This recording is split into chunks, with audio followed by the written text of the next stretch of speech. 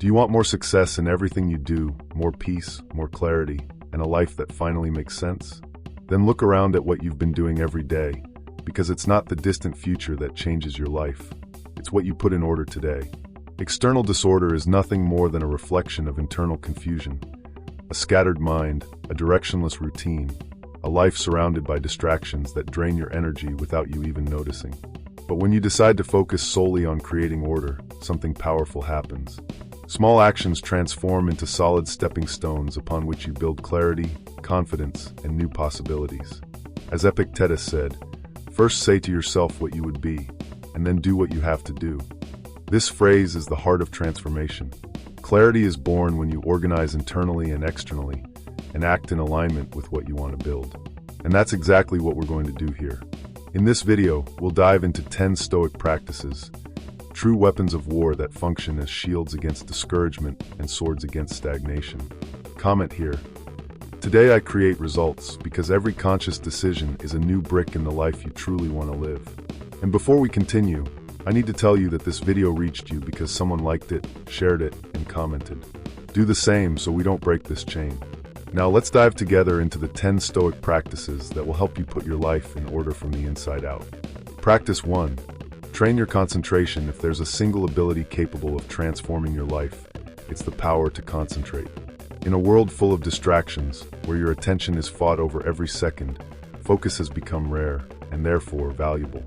Those who master concentration have an enormous advantage. They can build, advance, and truly live in the present. Those who don't feel like someone trying to fill a bucket with holes.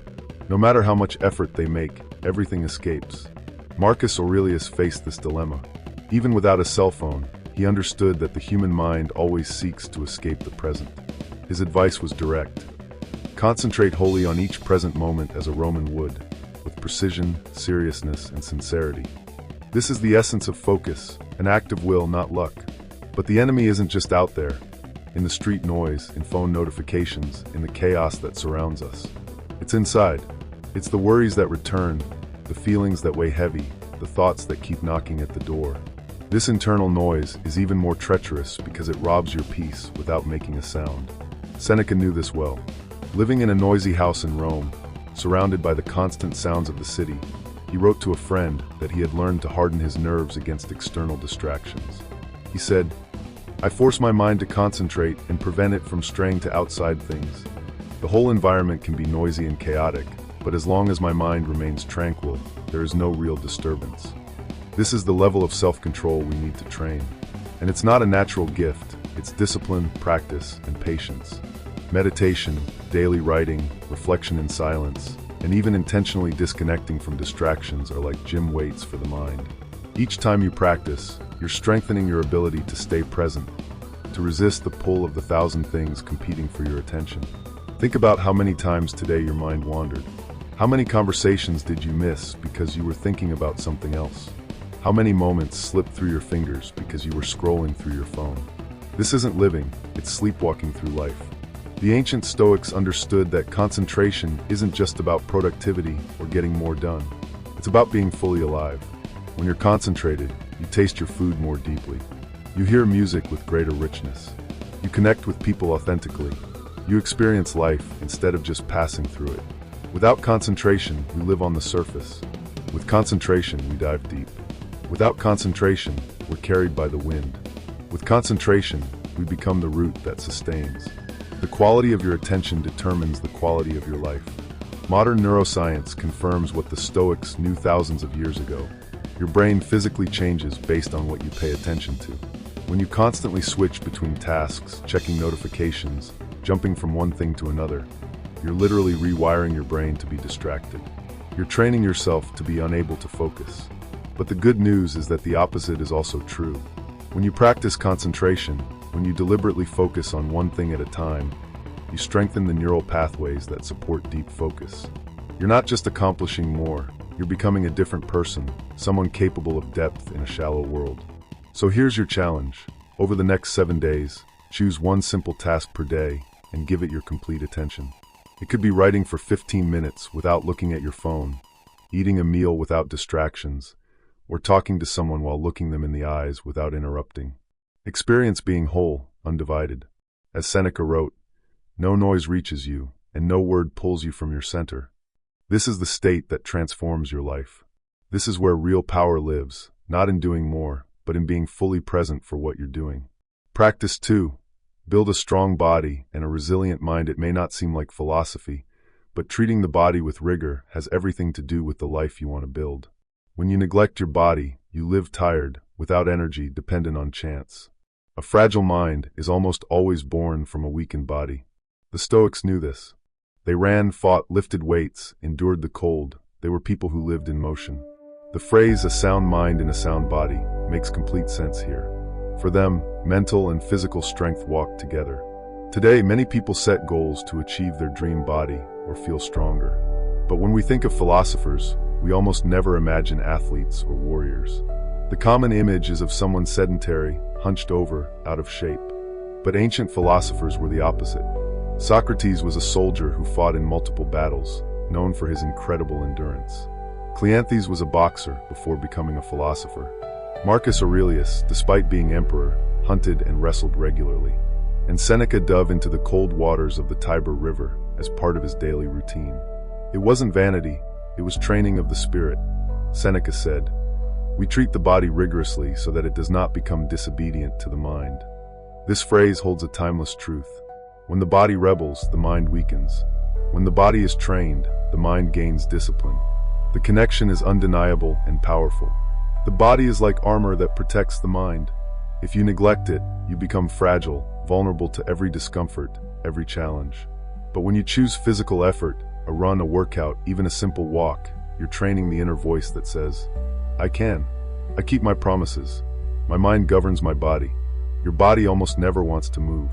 It begs for rest, invents excuses, tries to convince you that tomorrow is better. But every time you get up and do what needs to be done, you're not just gaining muscle, you're conquering clarity, discipline, and self-mastery. This is the true power of physical effort. It teaches you that you're capable of much more than you imagine. It transforms fatigue into energy, doubt into confidence, fear into strength. Each rep, each step, each moment of pushing through discomfort is a vote for the person you want to become. Think about it. When you wake up early to exercise, you're telling yourself, "My goals matter more than my comfort." When you finish that last set, even though you're exhausted, you're proving to yourself that you can push through resistance. When you choose the stairs over the elevator, you're practicing the art of choosing the harder right over the easier wrong. These small victories accumulate. They build a foundation of self-trust that carries over into every area of your life. The discipline you develop in the gym shows up in your work. The persistence you practice on your run shows up in your relationships. The commitment you honor in your training shows up in your character. If this content is making sense to you, drop a like here. It helps me know I'm on the right track and motivates me to continue creating content that truly transforms lives. Your engagement tells me these ancient principles are resonating with modern hearts. Physical training also teaches you about delayed gratification. You don't see results immediately. You have to trust the process, show up consistently, and believe that the work you're doing today will pay dividends tomorrow. This is exactly the mindset you need for any meaningful achievement in life. The Stoics also understood that physical hardship prepares you for mental hardship. When you're comfortable with being uncomfortable in your body, you become more resilient to emotional and mental discomfort. The person who can endure a cold shower, a difficult workout, or a long run is better equipped to handle criticism, setbacks, and challenges. Over the next 7 days, impose movement on your body. It can be the simplest or most challenging. It doesn't matter. What's essential is that you honor it as a pact with yourself. Every time you break inertia and move, you also strengthen your mind. And with each step in this practice, you build not just muscles, but a resilient, unbreakable soul ready to face any battle. Your body is the only vehicle you'll ever have for this life. Treat it with respect, train it with purpose, and watch how a strong body creates the foundation for everything else you want to build. Practice 3. Change your attitude, not your location. You need to change your mind, not your place, because your flaws will follow you wherever you go. Seneca. This phrase from Seneca contains a powerful lesson. We often believe our problems are out there, in the environment, in people, or in circumstances. But the true root of challenges lies in something we carry with us, our mind and our attitudes. Think of a practical situation. Someone decides to move houses, hoping the new address will bring more peace, order, and happiness. They pack up their belongings, say goodbye to the old neighborhood, and settle into a new space with high hopes. But after the move, the chaos and disorganization remain. The same clutter appears. The same stress follows. Why? Because along with the boxes, the person also carried the same habits they had before. It's easy to fall into the illusion that by changing external circumstances, we'll solve all our problems. We think, if I just lived in a different city, I'd be happier.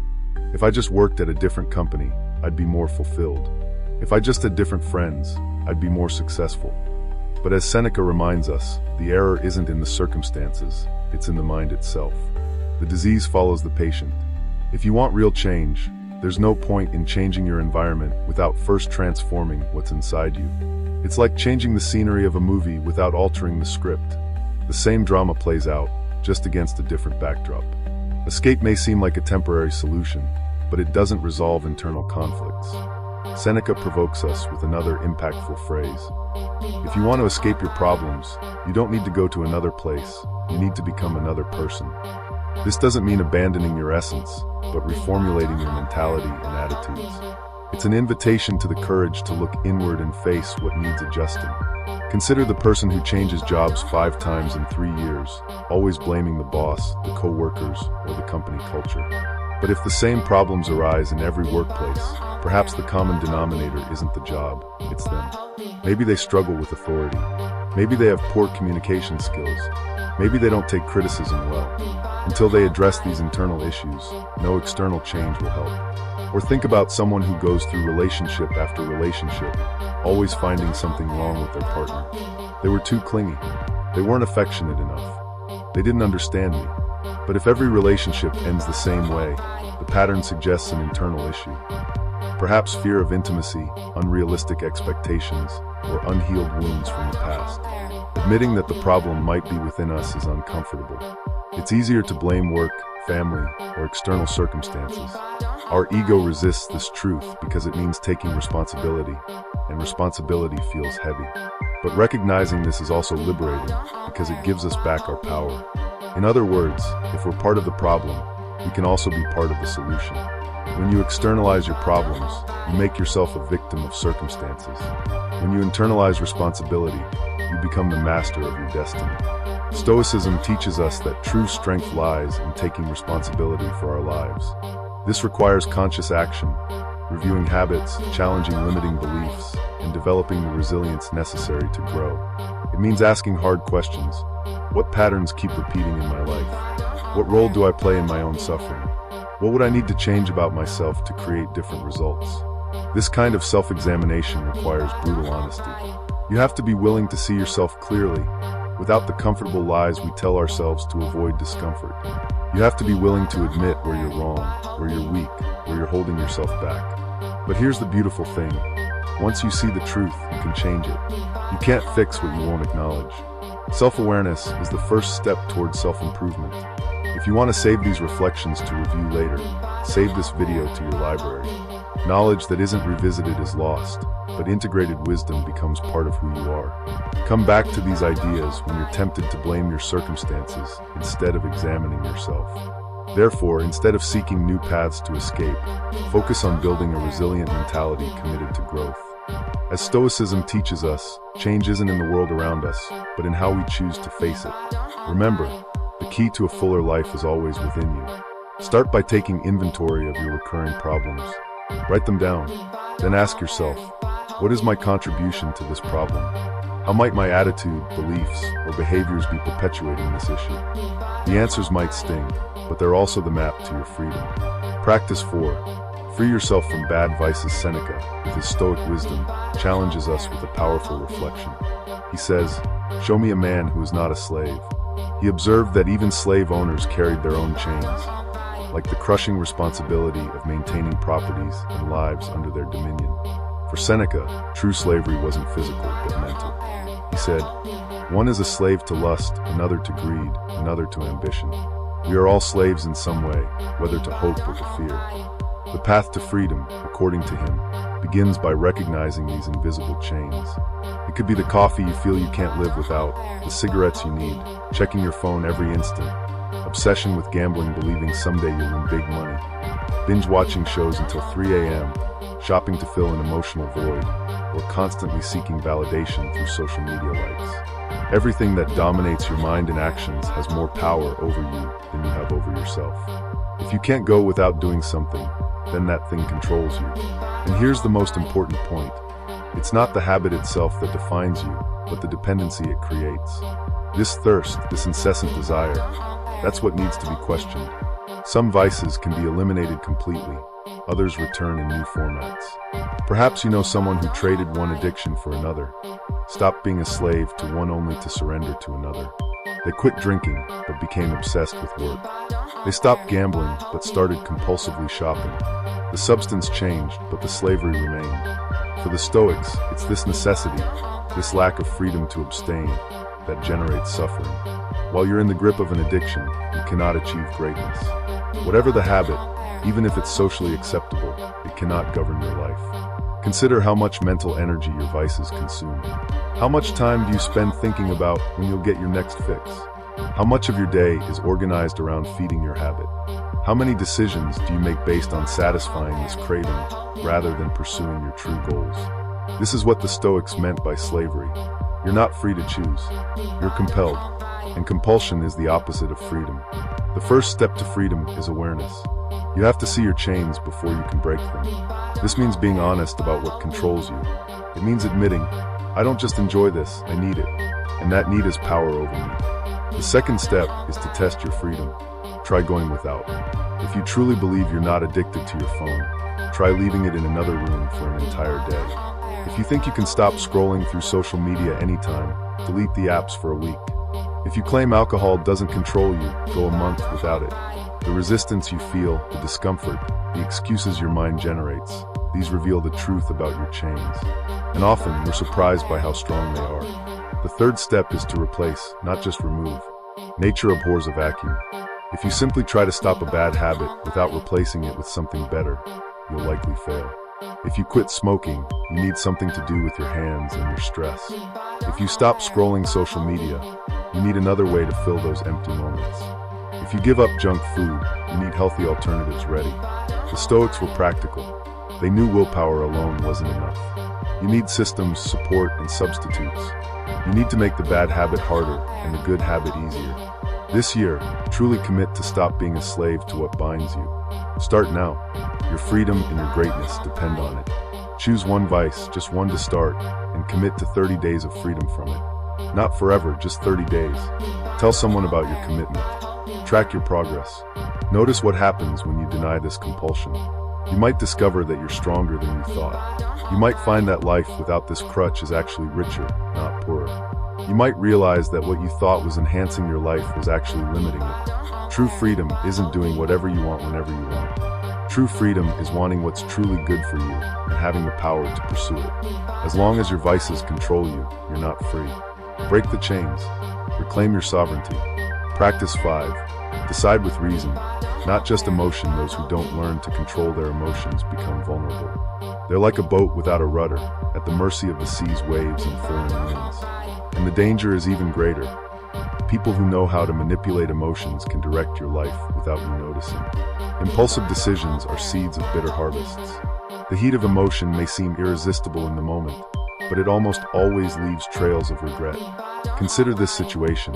You have a great friend, and an opportunity arises to start a business with them. It's natural to feel enthusiasm, but if the decision is born only from that feeling, you might ignore essential factors. Do they have relevant experience? Do they share your work ethic? How do they handle conflict? What happens if the business fails? Will your friendship survive? The emotional decision says, this feels right. We're friends, so it'll work. The rational decision asks, does this make sense? Do we have complementary skills? Have we discussed worst-case scenarios? We're taught to trust emotions as a compass. Follow your heart, they say. Do what feels right. But the Stoics remind us, reality needs to be seen with clarity, without the clouded lenses of impulse. Questioning our feelings doesn't mean repressing them, but balancing them with reason. And this opens a space of inner freedom. Emotions are valuable data points, but they're not reliable decision makers. They're influenced by everything. how much sleep you got, what you ate, who you talked to, what you scrolled past online. Making life decisions based purely on emotion is like navigating by a compass that's affected by every magnetic field you pass. Most advertisements don't sell products. They sell emotion, status, belonging, immediate pleasure. And we often buy without even being able to explain why. This same mechanism operates in much more important decisions: relationships, career, health. Imagine a woman in debt who sees a promotion on her dream purse. Impulse screams, "It's now or never. You deserve this. You work so hard." Reason whispers, "This isn't the moment. This will add to your debt." The satisfaction will be temporary, but the financial stress will linger. If she yields to emotion, she sinks deeper. If she listens to reason, she plants the seed of a more stable future. Transformation accelerates when you don't walk alone. Our Telegram group connects people committed to real evolution. Link in the description. Join us and surround yourself with people who value reason over impulse. Think of someone who, taken by anger, immediately responds to a message and destroys a relationship. The anger felt justified in the moment. They need to know how I feel. I have to set them straight. But the next day, when the anger has cooled, comes the regret. The message can't be unsent. The words can't be taken back. The damage is done. Or someone who, dominated by euphoria, says yes to everything and then drowns in commitments they can't fulfill. In the excitement of the moment, it all seemed possible. But enthusiasm isn't the same as capacity. Now they're overwhelmed, stressed, and letting people down. Unchecked emotion leads us to error. The person who buys a car they can't afford because they felt successful that day. The person who quits their job in anger without another one lined up. The person who proposes marriage in the throes of infatuation without really knowing their partner. The person who makes a major life decision based on fear, greed, pride, or lust. The proposal is simple. Put a rational filter on your decisions. It's not about eliminating the heart, but giving it a companion, a clear mind. When reason and emotion walk together, your decisions aren't blind reactions, but conscious choices. Here's a practical framework the Stoics would approve of. Before any significant decision, impose a waiting period. If you're feeling strong emotion, whether positive or negative, don't decide immediately. Sleep on it. Better yet, sleep on it for several nights. Give your rational mind time to catch up with your emotional mind. During this waiting period, ask yourself key questions. How will I feel about this decision in a week? In a month? In a year? In 10 years? What would I advise a friend to do in this situation? Am I being pushed by fear or pulled by wisdom? What are the potential consequences of this choice? Write down your thoughts. Something magical happens when you externalize your thinking onto paper. The act of writing engages your rational mind and creates distance from your emotions. You can see your thoughts more clearly. You can spot flawed logic. You can recognize when you're rationalizing rather than being rational. Over the next 7 days, before any important decision, take a pause. Ask yourself, if I weren't dominated by emotion, would I still make this decision? Write down the answer. This simple habit can prevent deep falls and open space for decisions that build, not destroy, your future. Remember, emotion is the fire that moves, but reason is the hand that holds the torch. Alone, both blind. Together, they illuminate the path. The goal isn't to become cold or unfeeling. The goal is to become wise, someone who feels deeply but decides carefully. Practice 6. Focus on action. Epictetus' epic question still makes sense today. How much longer will you wait before demanding the best of yourself? In his Meditations, Marcus Aurelius reflects on something powerful. He says, "We know what's good for us now, but we choose to postpone. We tell ourselves, I'll do it later. I'll do it when things calm down, when everything returns to normal, when my mind is calmer, when the weather improves." This is the great lie we tell to justify procrastination. Procrastinating is a habit that, as Seneca said, all fools share. They live always preparing, postponing, inventing excuses, and pushing things off. But this isn't what mentally strong people do. A Stoic doesn't wait for the perfect moment. They start acting. They gather strength, willpower, and discipline to face what needs to be done, and do it immediately. They don't leave it for later or for tomorrow. The best time to start something was yesterday, or depending on the subject, the best time was years ago. But the second best time is now. Think of this practically. Uploading YouTube videos, sharing your skills. Today there are already thousands of famous people teaching crochet, cooking at home, sewing, fixing things around the house, and countless other topics. They're not more intelligent, nor necessarily more skilled, but they started years ago. And those who arrive first drink cleaner water. This means we need to act to conquer what we want. There's no time other than the present. All success in your life is the fruit of decisions made previously. And all procrastination is the opposite. It's as if you said, I'll invest in my future later, or I'll be the best I can be tomorrow. But can you afford that luxury? Every day you postpone is a day you can never reclaim. Every opportunity you delay might disappear. Every skill you don't develop today is another day you remain stuck. The painful truth is that most people spend more time planning to start than they spend actually doing. They research the perfect workout program, but never exercise. They buy books on business, but never launch their idea. They talk about writing a novel, but never write a page. This is what the Stoics called preparing to prepare. It's busy work that feels productive but produces nothing. It's the illusion of progress without actual movement. Seneca warns us that fools are always preparing to start, but never start. Think, what if instead of saying I'll do it later, you simply started now? Wouldn't it be better to stop waiting and take the first step?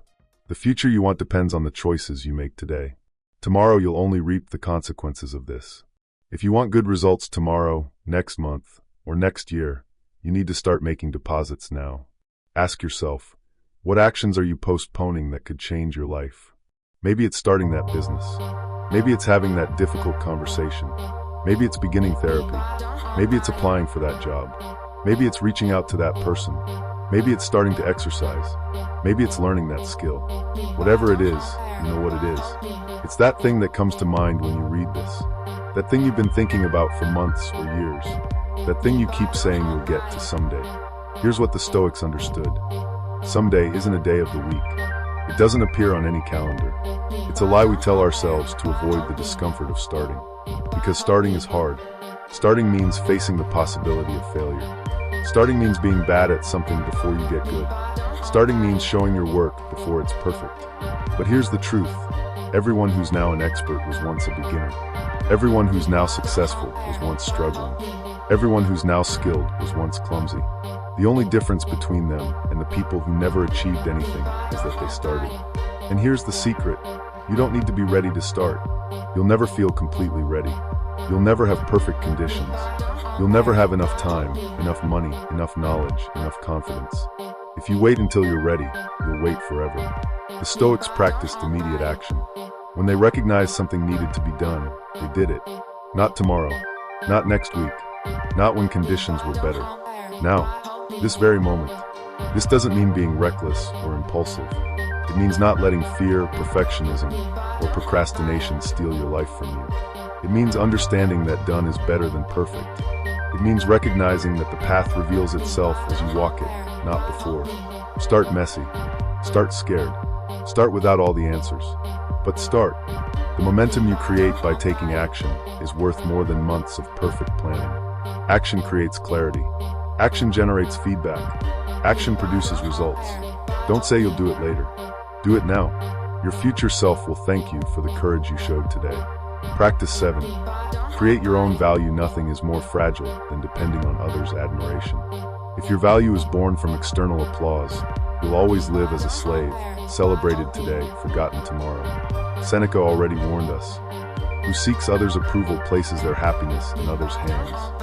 And that's exactly what happens when we let praise or criticism define who we are. From early on, we're conditioned to believe we only have value when we please. When a child is praised only for grades, they learn to see themselves through their report card. When an adult receives applause at work, they feel only then are they worthy. This is the invisible prison that accompanies us, measuring our own life with others' ruler. But Stoicism invites us to break this illusion. It reminds us that true authenticity doesn't come from social status, appearance, or what we can offer, but from the firm awareness of who we really are. Opinions change like the wind. One day you're exalted, the next you're criticized. Here's where the metaphor comes in. Think of a statue exposed in a public square. One day it receives flowers at its feet. The next, it's the target of insults and contempt. But the stone remains the same. That's how you should be. Firm, solid, with a value born from within, not from the oscillation of external voices. Build your merit through what you do, through the character you show every day, through the effort no one sees. True happiness arises when your actions are aligned with your most authentic nature. When you do what you consider right, even when no one is watching. Consider how much of your life is performed for an audience. How many of your choices are made not because they're right for you, but because they'll look good to others? How much energy do you spend curating an image, managing perceptions, seeking validation? If you're seeking this level of depth to rebuild your life from the foundation, consider joining our circle. For less than $8 per month, you access tools I can't share publicly. Link in the description. This is where we go deeper into building unshakable self-worth. Social media has amplified this problem exponentially. We're living our lives for likes, for comments, for followers. We measure our worth in metrics that mean nothing. We feel validated when a post does well and crushed when it doesn't. We've outsourced our self-esteem to algorithms and strangers. But here's what the Stoics knew. External validation is unreliable, unpredictable, and ultimately unsatisfying. Even when you get it, it doesn't last. You need more and more, like a drug. You're never full. You're never enough. Because you're trying to fill an internal void with external approval, and it can't be done. The only sustainable source of worth is internal. It comes from living according to your values. It comes from doing what you believe is right, regardless of recognition. It comes from the quiet satisfaction of knowing you gave your best effort, whether anyone noticed or not. This doesn't mean you should ignore all feedback or become arrogant. It means your foundation shouldn't depend on others' opinions. Feedback can be useful. Recognition can be pleasant, but they shouldn't be necessary for your sense of worth. Marcus Aurelius, despite being the most powerful man in the world as Roman emperor, constantly reminded himself that titles and positions mean nothing. He wrote, "You could be a good person today, but instead you choose tomorrow." He understood that true nobility comes from character, not from position or praise. Ask yourself, who would I be if no one was watching? What would I do if there were no social media to post about it? What choices would I make if I knew I'd never receive recognition? These questions reveal your authentic self. They show you what you truly value versus what you've been conditioned to pursue. Don't let others' opinions dictate your value. The world will oscillate, people will change, but you need to be the rock that remains. I propose a symbolic gesture. Write in the comments, "My value comes from within."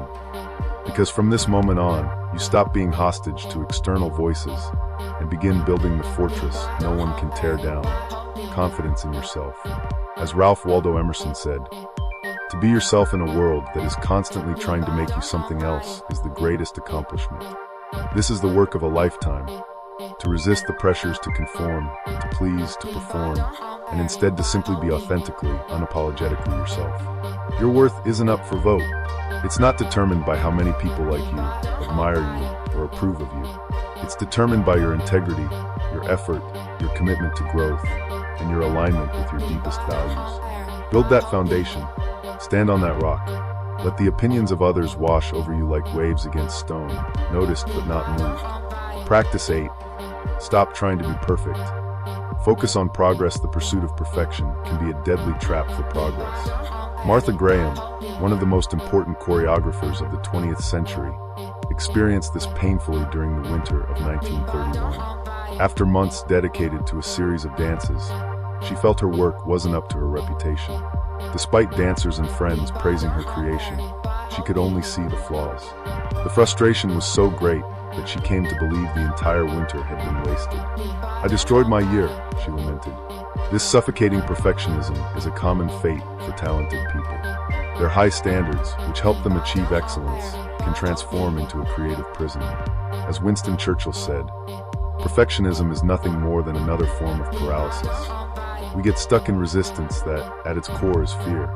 Fear of failing, of not being good enough, of facing the vulnerability of showing our work and being judged. The Stoics understood this struggle well. They didn't defend perfectionism, but progress. For them, excellence came from the constant effort to improve, one day at a time.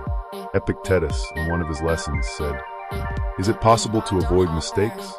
No, but it's possible to work to minimize them." This approach reminds us that the goal isn't to be flawless, but to grow continuously. Perfectionism isn't humility. It's not dedication nor excellence. It can be narcissistic, a form of self-protection. It says, "If I never finish, I can never be judged. If I never ship, I can never fail. If I keep refining forever, I can maintain the fantasy that it could be perfect." But perfection is an illusion. Nothing is perfect. No work, no person, no moment. Even the greatest achievements in human history have flaws when examined closely. The Mona Lisa has imperfections. Shakespeare's plays have inconsistencies. The iPhone has bugs. Yet these things changed the world. Not because they were perfect, but because they were finished and shared. The work only matters when it reaches people. The painting sitting in the studio affects no one. The book never published teaches no one. The app never launched helps no one. This is what the Stoics meant by focusing on progress over perfection. They understood that growth is a process, not a destination. Every day you improve slightly is a day well spent. Every iteration that's better than the last is progress.